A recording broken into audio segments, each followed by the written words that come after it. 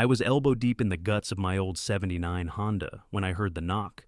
Not the soft kind you get from a neighbor asking to borrow a ladder. This was hard, sharp, like whoever was out there wasn't just asking, they were demanding. I wiped my hands on a shop rag and grumbled under my breath. It was Saturday, late afternoon, and I'd finally gotten a minute to myself after a hell week at work.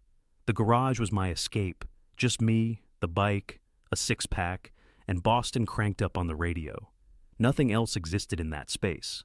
The knock came again, louder. I figured it was someone trying to sell me something, or maybe a kid messing around. I yanked the door open and froze when I saw the uniform. "Jack Rains?" the officer asked. I nodded, heart already in my throat. "Yeah, I'm Officer Tom Benson. Mind if I come in for a second?" His voice was flat, official, like he'd said these words 100 times. I stepped back, confused. "Sure. What's this about?" He hesitated for a second, just enough to twist my gut. "I'm sorry to tell you this, but your wife, Emily, she was involved in a car accident earlier this evening. She didn't make it." At first I laughed, just a short, shocked breath, with a stupid smile I couldn't control. "No, that's not right. She's upstairs. She's been resting all day. Tired from work, allergies or something."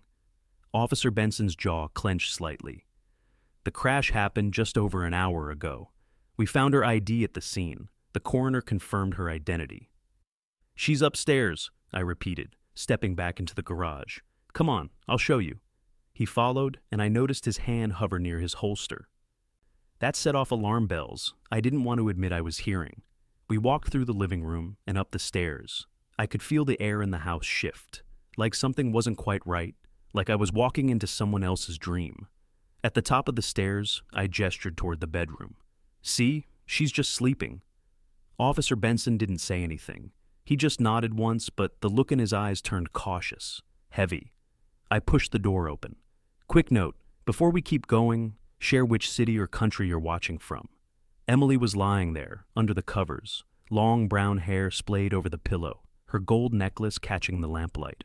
I half laughed again, starting to turn to him. "There, told you." But Officer Benson didn't move. His hand shot out in front of me. "Don't go any closer. Step away from the bed." "Now." I blinked. "What the hell are you talking about? That's my wife." He didn't blink. "No, it's not. That's a mannequin." And just like that, everything dropped out from under me. I stared at him, not moving. "What do you mean it's a mannequin? Are you out of your mind?" Officer Benson stepped past me, weapon still drawn, eyes locked on the bed. "I said back up, right now." I raised my hand slowly and took one step back, heart thudding so hard I could barely hear myself think. My brain couldn't process what the hell he was saying. That was Emily. I knew that was Emily. She was right there, in her spot, head turned just slightly like she always slept. That little dip in the blanket where her knee bent. Same necklace, same black tank top she wore to bed. "This is insane," I said, my voice cracking. "That's my wife." "You're making some kind of mistake." "I'm not going to say it again," he cut me off. "Do not approach the bed." I stood frozen while he inched forward, gun steady. He moved like he was clearing a crime scene, eyes sharp, breathing slow.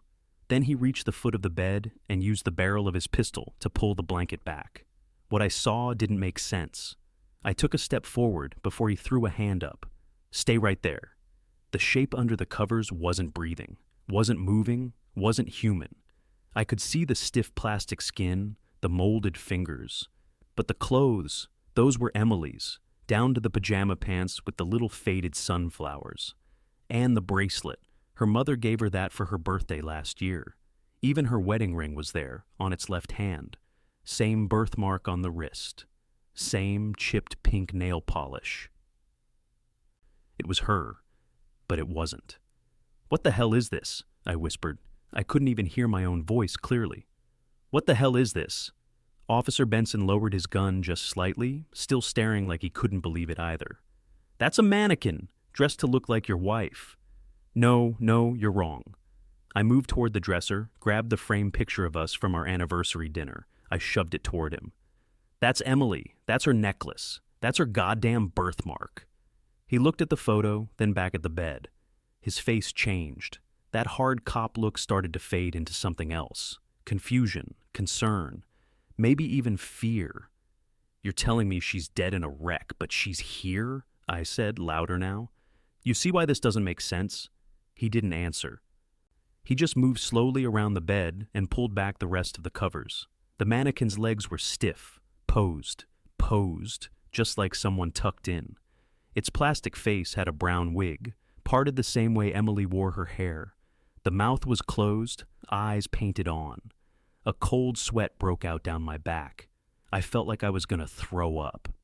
"No one else has keys to this house," I said, mostly to myself. "There's no way someone came in here and set this up." Benson's voice was low now. "You need to sit down." "I'm fine." I wasn't. My legs were shaking. He clicked his radio. "Dispatch, this is Officer Benson. I need a supervisor and forensics at this address ASAP. Possible identity fraud, unknown situation." I kept staring at the mannequin, at the little birthmark, Emily's birthmark. "That's not possible," I muttered. "That's not possible." And still, deep in my gut, I knew. Something was very, very wrong. Benson stayed on his radio while I kept pacing, eyes glued to that fake body in the bed. I couldn't stop looking. My brain kept trying to swap it out with the real thing. Every detail screamed Emily, but the eyes were wrong. There were no eyes, just shiny plastic pretending to be her. "She was right here this morning," I snapped, louder than I meant to. "She made coffee. I kissed her goodbye." He turned toward me. "You said she was upstairs resting?" "I assumed she went back to bed. She said she didn't feel good." "When did you last see her, Jack? Not just hear her. See her." I opened my mouth, then shut it. That pause was all he needed. He stepped closer. "Jack, you need to sit down. We'll get this sorted." "No." "Screw that." I shoved past him and stormed out the bedroom. "I'm not sitting down while you treat me like I'm losing my mind." The stairs blurred as I took them two at a time. I didn't know what I was looking for, but I had to do something. This was my house, my wife. That wasn't her in the bed. And if she wasn't dead, then somebody planted that thing in there. I tore through the living room, into the kitchen. Nothing looked out of place. I checked the back door, still locked, no sign of forced entry. Front door, same, windows, all latched. Benson followed behind, calm, but watching me like I was a suspect. "Jack, I've got investigators en route. I need you to stay put, all right? I'm not just going to stand here while you people turn my house into a crime scene. You don't have a choice. Right now, we don't know what this is." I pointed at him. "You said she was dead. Then you said that wasn't her. Now you're telling me you don't know?" He held up a hand. "We found a wrecked vehicle on County Road 4. ID inside matches your wife. Her purse was there too. Wedding ring, hairbrush, phone." I staggered back like I got punched in the chest. "What kind of condition was the body in?" "Unrecognizable," he said quietly. "Fire damage." "And you're sure it was her?" He hesitated. "We're waiting on dental and DNA, but the ID matches. The car is registered in her name." I leaned on the counter, fingers gripping the edge like it could hold me up. My stomach twisted. "No one else drives that car. No one." He nodded. "Which is why we need to figure out what's going on here." I pushed off and went down the hall toward the laundry room. I threw open the closet, no coats missing, no bags gone. Her shoes were still there, all lined up like always. "Emily!" I shouted, like maybe this was all a prank gone wrong. "Emily, you better get out here now." Benson's voice cut in from behind me. "That's not helping anything." I turned and jabbed a finger toward him. "Someone planted that mannequin. Someone wanted me to think she was still here. Why?" He didn't answer. I started going through drawers, cabinets, anywhere someone might have hidden something. "You ever seen anything like this?" "Not like this, no." That silence told me plenty. He was just as lost as I was. I stopped in front of the kitchen table and stared at Emily's planner. She used to write everything down: appointments, birthdays, grocery lists. I flipped through it. Last entry was 4 days ago. I flipped to the morning she died. Nothing written, just a sticky note tucked between pages. It said, "Ryan, 3 p.m. Ryan, my business partner. He'd been around a lot lately, hanging out after work, asking random questions about our house, acting weird, Always had some excuse to come by. I looked up at Benson. I think I know someone who might be involved. He raised an eyebrow. Who? A guy I work with? Ryan. He's been around more than usual. Too much, actually. And if anyone could get into this house without forcing a door, it'd be him. You trust him? I did. And now, suddenly, I wasn't sure if I trusted anyone. Benson narrowed his eyes. Ryan who? Ryan Chase. He and I own a renovation business. Been partners 4 years. I could already feel my pulse picking up again. He's been at my house more the last 2 weeks than he's been at the damn office. Why? Said he needed help with invoices, blueprints, needed to check dimensions for that Lakewood job. But that didn't make sense. That place is finished. Let's go talk to him, Benson said. Now. 15 minutes later, we pulled into Ryan's driveway. He lived on a quiet street just outside of town. Same tan siding, same 2-car garage as every other cookie-cutter house around here. His truck was in the drive, one of ours, with the company logo still half faded from last winter's salt. He opened the door before we even knocked. Jack? He glanced between me and Benson, then gave a tight, confused smile. What's going on? I stepped forward. We need to talk, now. Benson showed his badge. We're looking into a death, Emily Rains? We've got a few questions. Ryan's whole posture changed. His hands went up like we were going to cuff him on the porch. Whoa, okay. Emily, I just saw her like a week ago. She said she wasn't feeling well. That was the last time? I asked. He nodded too fast. Yeah, I think so. You've been at my house 3 times in the past 10 days. You sure you haven't seen her more recently? He hesitated, just a beat. I mean, maybe in passing. I didn't keep track. Benson stepped in. Mr. Chase, we're trying to understand a situation involving your business partner's wife. She was found in a fatal car crash, but there's evidence suggesting someone staged her presence in the home after the time of death. Ryan blinked. Wait, what? What do you mean staged? There was a mannequin in the bed, dressed like her. His face went pale. You're kidding. I leaned in, eyes locked on his. Who would have known how she dressed? The necklace she wore to bed? Her goddamn birthmark, Ryan. I don't know. He threw up his hands. I don't know anything about that. You sure? I asked.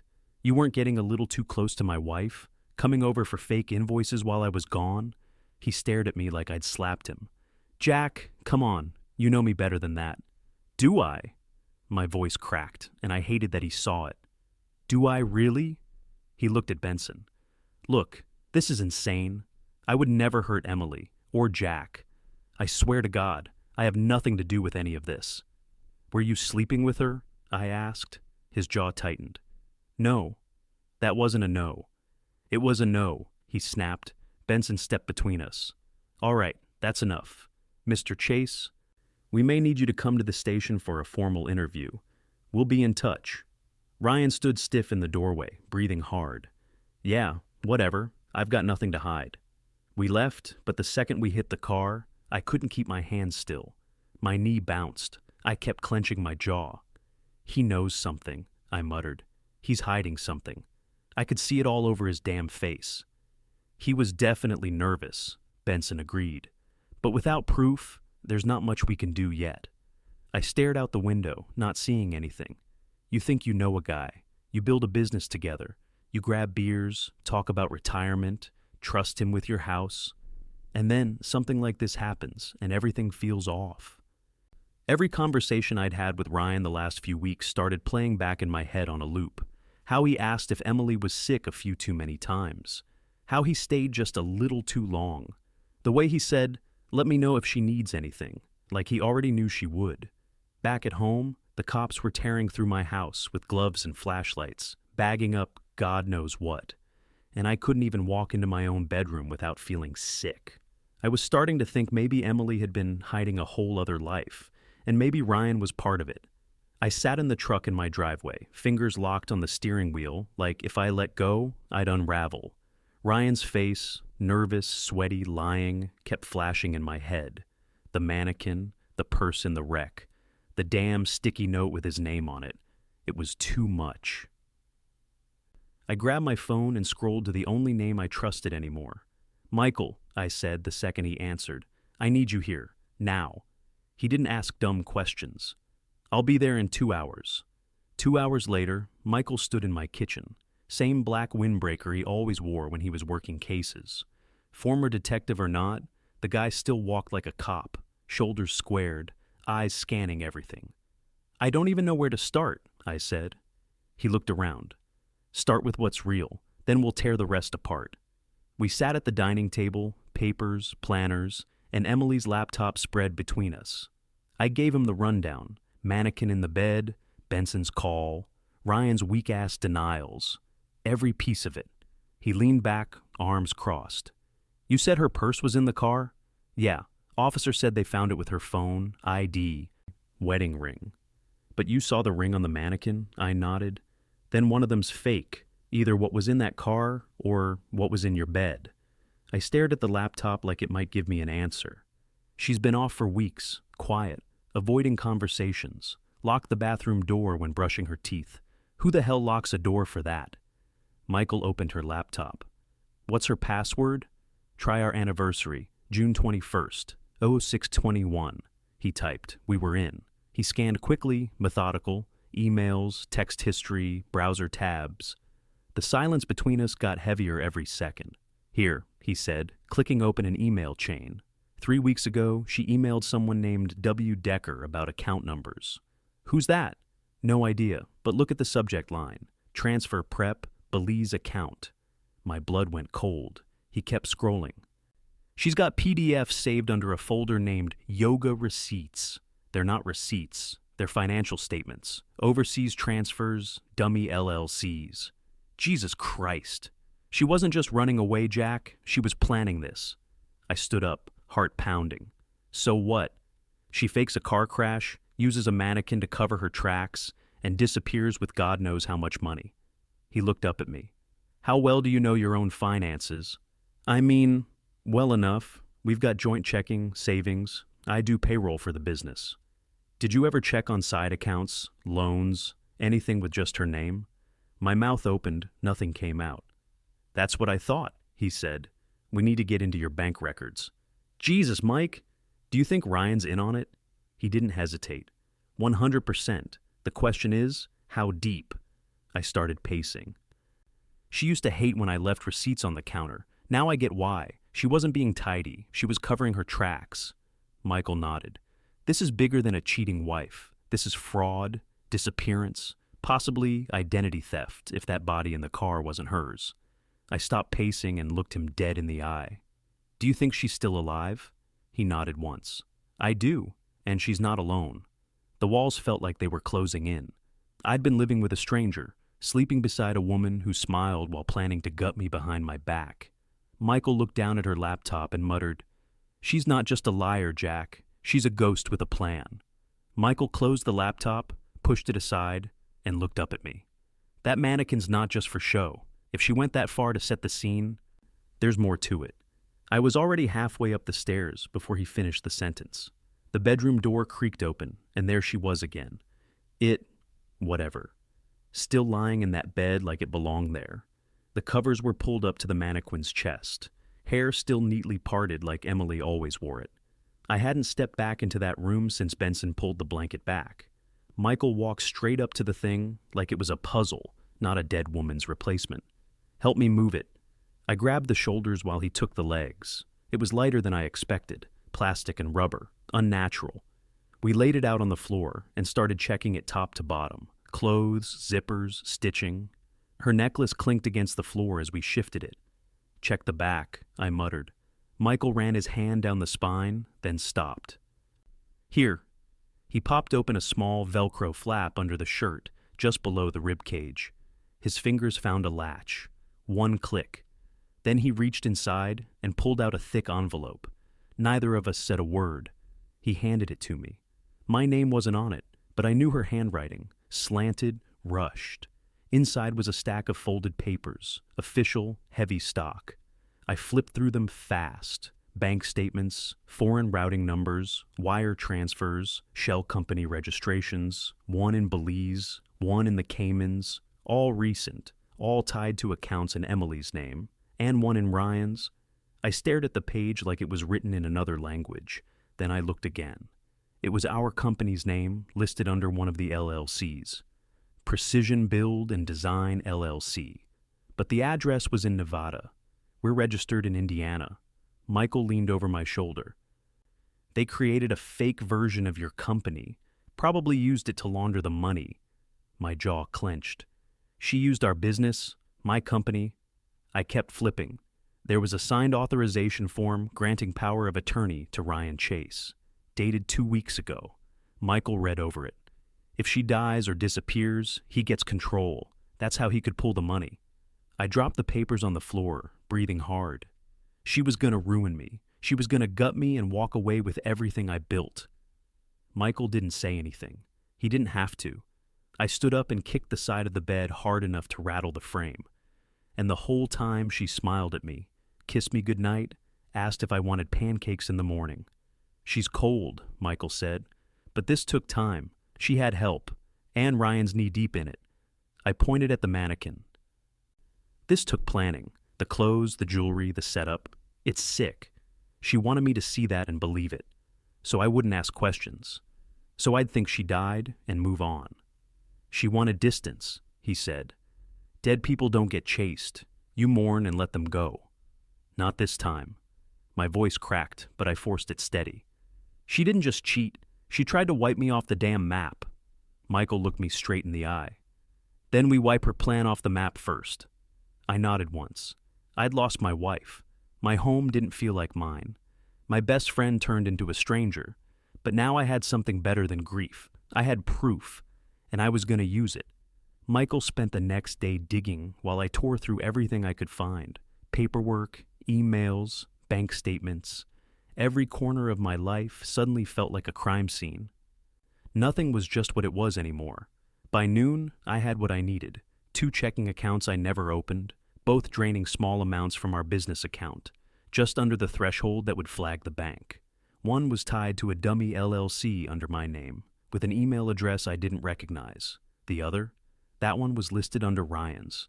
Michael found the smoking gun. A lease agreement for an office space in Chicago, signed by both of them 2 months ago. Fake consulting firm. North Core Strategies. They were setting up their escape while I was at home fixing the garbage disposal and folding laundry. I didn't call Ryan this time. I showed up. He was out back, pressure washing his deck like it was just another Saturday. His sunglasses were on, music playing from his Bluetooth speaker, like none of this was happening. I walked straight up. He saw me and froze. Jack, what? I held up the lease agreement and slapped it against his chest. You want to try that lie again? His mouth opened, but nothing came out. Chicago, offshore accounts, dummy LLCs. I kept my voice steady, but my hands were fists. You and Emily planned to disappear with my money. He didn't even try to deny it. I took another step. How long, Ryan? He dropped the pressure washer wand. It wasn't supposed to go this far. How long? He looked down. We got close about 6 months ago. It was casual at first. My stomach turned, but I didn't move. So while I was working overtime, busting my ass, she was screwing you and emptying our accounts? She was miserable, Jack. She said you were... Don't finish that sentence. My voice cracked, but I didn't care.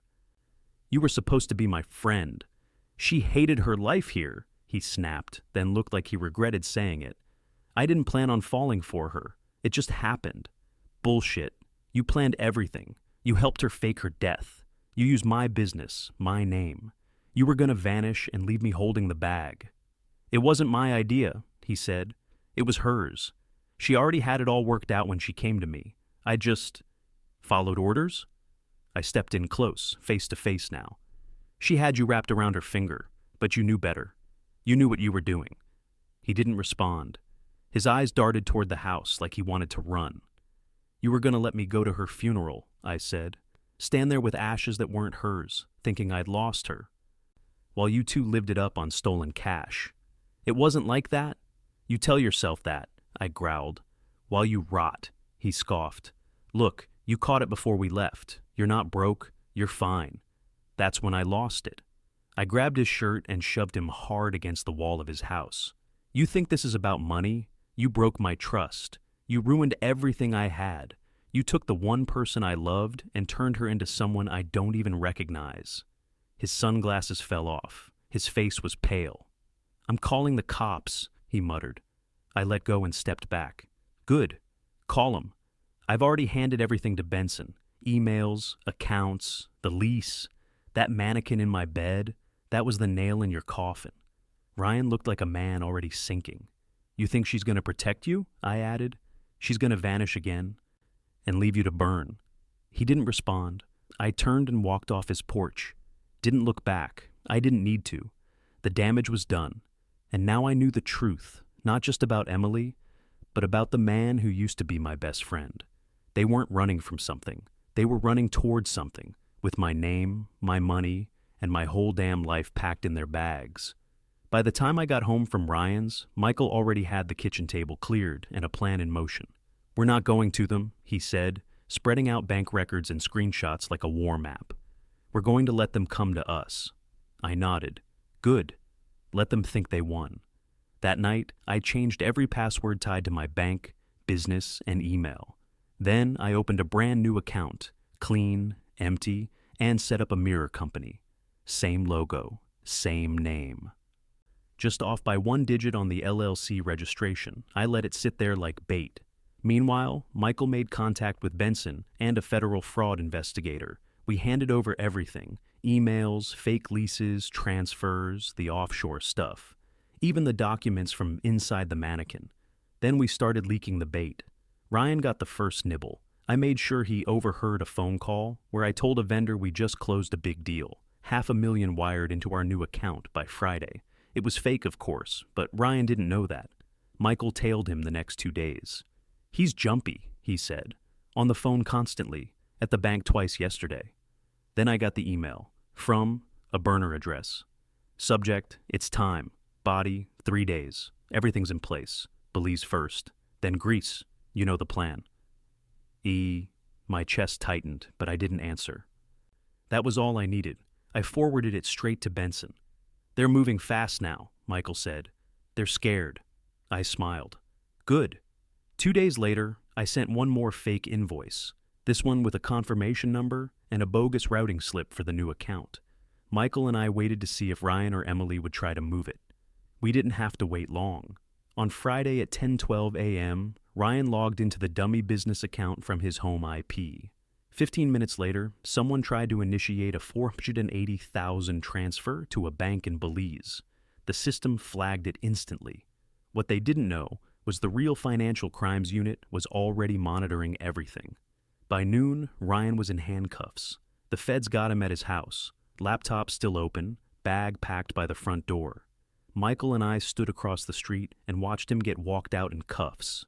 Head down, sunglasses on. "You think she'll run now?" I asked. Michael shook his head. "She's not done yet.